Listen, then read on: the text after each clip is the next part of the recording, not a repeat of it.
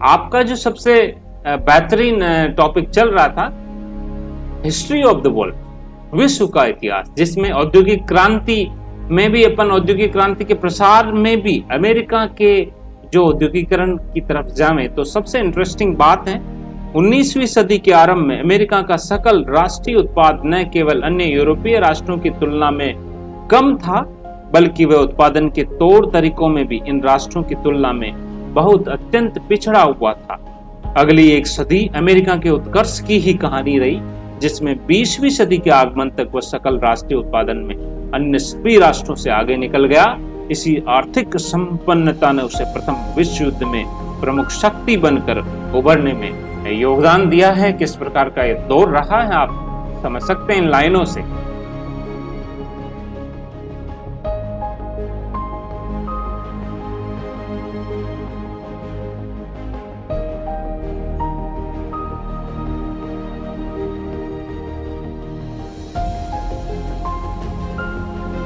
नमस्कार दोस्तों, स्वागत है आप सभी का आज की इस क्लास में। काफ़ी दिनों के बाद में पार्ट 13 को काफ़ी टाइम हो गया, लगभग एक वीक से वो क्लासेस नहीं हो पाई, कुछ इम्पोर्टेंट जो है काम आ गया था इसकी वजह से। पर मैं आज फिर उस क्लास को कंटिन्यू करता हूँ। विश्व इतिहास के बारे में अपन पढ़ रहे थे, वर्ल्ड हिस्ट्री के बारे में, जिसमें अपन ने नेपोलियन बोनापार्ट के साथ में विभिन्न क्रांतियों के साथ में विभिन्न जो है विचारधाराओं के समन्वय से नई विचारधारा का पनपना और फिर पूरी सिस्टम, पूरी प्रणाली का चेंज होना, ये सारी चीजें अपन ने पिछले चैप्टर्स में पढ़ी थी। मैं एक बार फिर उनको बेसिक रिवाइज करवा देता हूं आपको। हम लोगों ने जो पढ़ा है, पुनर्जागरण, धर्म सुधार आंदोलन और प्रबोधन पढ़े थे, अमेरिकी क्रांति और गृह युद्ध पढ़ा था, सिविल वॉर, फ्रांसीसी क्रांति के बारे में पढ़ा था, और फ्रांसीसी क्रांति के बाद औद्योगिक क्रांति के बारे में अपन पढ़ रहे थे। और औद्योगिक क्रांति में जो हम लोग अध्ययन कर रहे थे उसमें इंग्लैंड में औद्योगिक क्रांति हुई थी, जिसमें सर्वप्रथम इंग्लैंड में औद्योगिक क्रांति के कारण पढ़े अपन ने। उसके बाद में औद्योगिक क्रांति के परिणाम पढ़े थे, इफेक्ट्स क्या हुए, रिजल्ट्स क्या हुए, कारखाना पद्धति का उद्भव और विकास हुआ, शहरीकरण, सामाजिक संरचना में परिवर्तन, साम्राज्यवाद का उदय, पूंजीवाद का विकास, श्रमिक समस्या का उदय और समाजवादी विचारधारा, नवीन राजनीतिक विचारधाराओं का उदय, ये सारी चीजें अपन ने हम लोगों ने पढ़ी थी। और आज अपन जो पार्ट 14 है, जो हमारा विश्व इतिहास भाग 14 है, जो संघ लोक सेवा आयोग भारतीय प्रशासनिक सेवाओं के लिए स्पेशली तैयार किया गया है, जिसमें औद्योगिक क्रांति, इंडस्ट्रियल रेवोल्यूशन के बारे में अपन पढ़ रहे हैं। और उसमें भी जो एक्सपेंशन ऑफ इंडस्ट्रियल रेवोल्यूशन है, जो स्प्रेड है, जो किस तरह का फैलाव हुआ है औद्योगिक क्रांति का, उसके बारे में हम लोग अभी देखेंगे। तो पहला पढ़ लेते हैं अपन कि औद्योगिक क्रांति का प्रसार कैसे हुआ। 18वीं सदी की बात है। 18वीं सदी के उत्तरार्ध में 19वीं सदी के आरंभिक 3 दशकों, जिसको हम 1770 से 1830 के बारे में बता सकते हैं, तक औद्योगिक क्रांति मुख्यतः इंग्लैंड में ही संकेंद्रित रही तथा साथ ही कुछ उद्योग विशेष तक ही सीमित रहे।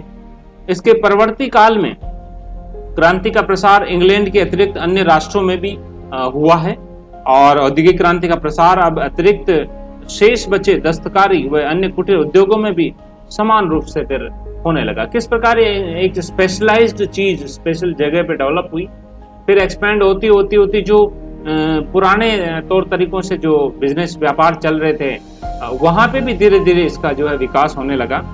अब हम लोग देखें तो सबसे पहले अमेरिका में औद्योगिकरण हुआ, तो द इंडस्ट्रियलाइजेशन इन यूएसए वो किस टाइप का हुआ था, ये अपन देख लेते हैं।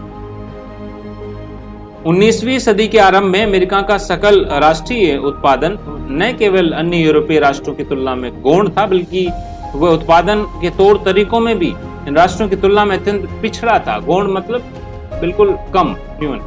अगली एक सदी में अमेरिका के उत्कर्ष की ही कहानी रही है, जिसमें 20वीं सदी के आगमन तक वह सकल राष्ट्रीय उत्पादन में अन्य सभी देशों से आगे निकल गया। इसी आर्थिक संपन्नता ने उसे प्रथम विश्व युद्ध में प्रमुख व्यक्ति बनकर उभरने में योगदान दिया।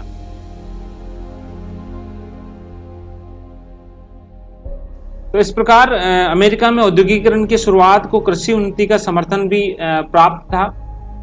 अमेरिकी कपास की वैश्विक मांग ने कृषि आधुनिकीकरण और वाणिज्यिकीकरण को प्रेरित किया।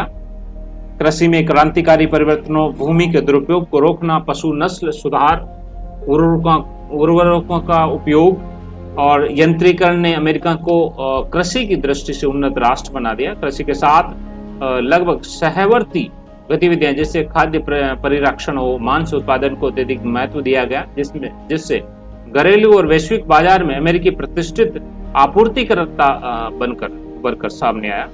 वहीं विशाल भौगोलिक आकार के कारण अमेरिका को औद्योगिक प्रसार करने के लिए परिवहन के साधनों का विकास प्रथम आवश्यकता थी।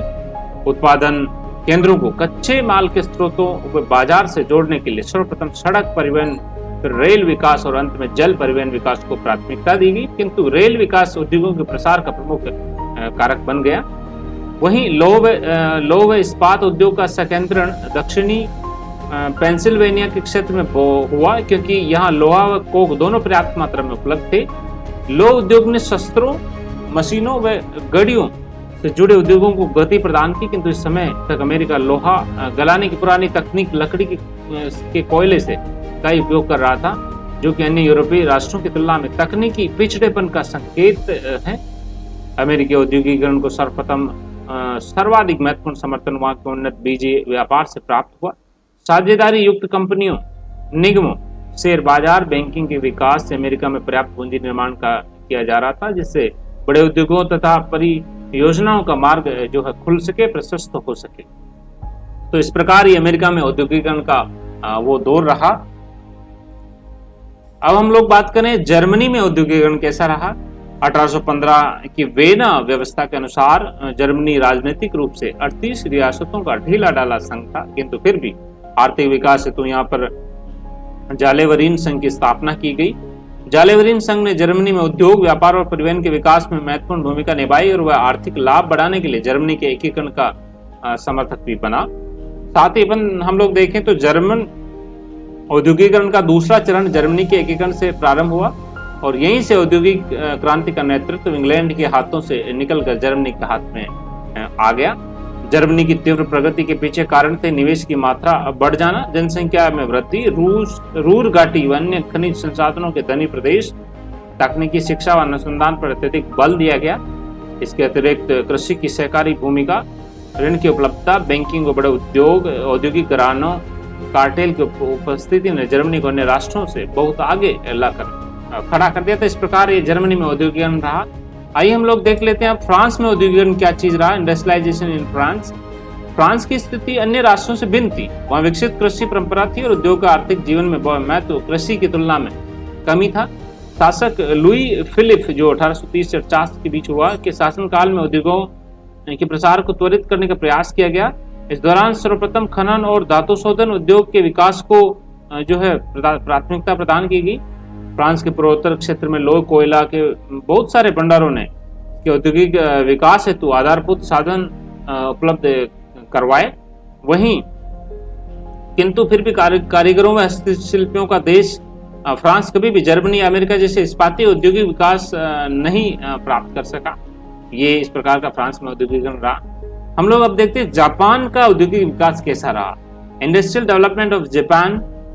पेरी जो अमेरिका के साथ संधि से पूर्व जो जापान से इस विश्व के लिए बंद था, वह अब तीव्र गति से अपना व्यापार बढ़ाकर और मेइजी युग में औद्योगिक विस्फोट से विश्व को चौंकाने वाला था। उसके पश्चात ज्ञान, विज्ञान, तकनीक, उत्पादन प्रणाली का प्रबलता से अनुसरण करके चमत्कारिक आर्थिक उन्नति की जापान ने। इसमें जापानियों के अनुशासन, परिश्रम, सादा रहन-सहन, सरकार की जागरूकता व राष्ट्रवाद की प्रेरणा का प्रमुख योगदान रहा। आप भी अपने पर्सनल व्यक्तिगत जीवन में अगर इन चीजों का समावेश कर लेते हैं, जैसे अनुशासन, परिश्रम, सादा रहन-सहन, सरकार की जागरूकता, राष्ट्रवाद की प्रेरणा, तो जीवन में प्रगति कर सकते हैं, जिस प्रकार जापान ने की है।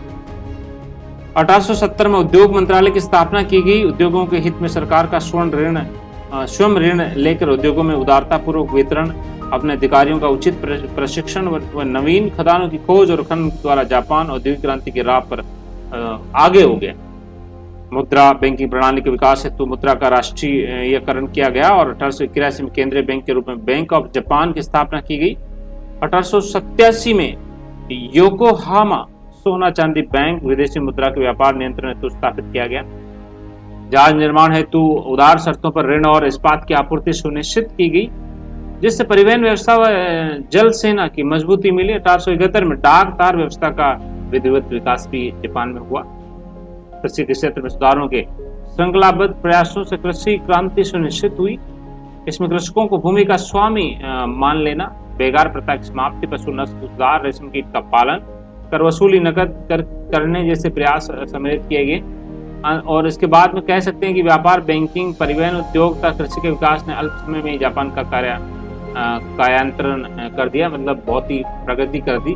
इस प्रकार ये विश्व का इतिहास में जो इंडस्ट्रियल रिवॉल्यूशन था, औद्योगिक क्रांति थी, उसके बारे में हम लोगों ने पढ़ा। बहुत ही इंटरेस्टिंग टॉपिक था। सबसे क्वेश्चन एक बनता है, इसमें पूछा भी गया यूपीएससी मेंस 2015 में, औद्योगिक क्रांति का जन्म इंग्लैंड में ही क्यों हुआ? औद्योगिकरण के दौरान वहां के लोगों की जीवन गुणता पर चर्चा कीजिए। भारत में वर्तमान में जीवन गुणता के साथ वह किस प्रकार तुलनीय है? सबसे इंपॉर्टेंट क्वेश्चन। इस क्वेश्चन का आंसर अगर आप ढूंढते हो मेरे लेक्चर में से, तो आप इस पूरे चैप्टर्स का मर्म समझ लेते हो। मर्म है इस क्वेश्चन के अंदर, और बहुत ही आसान क्वेश्चन है।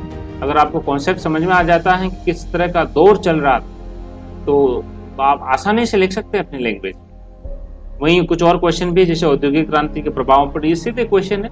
जो भी औद्योगिक क्रांति की बात करता है वह कपास की ही बात करता है। टिप्पणी कीजिए, ये आसान बात है, इसमें समझाने की कोई बात ही नहीं।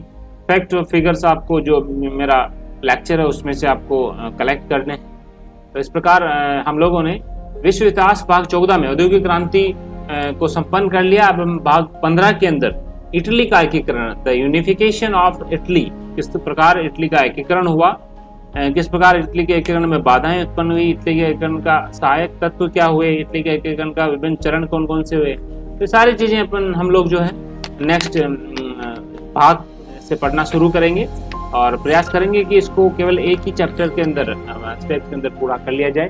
तो इसी के साथ ही मेरे साथ बने रहने के लिए आप सभी लोग विद्यार्थियों का, पेरेंट्स का और जनमानस का बहुत बहुत आभार।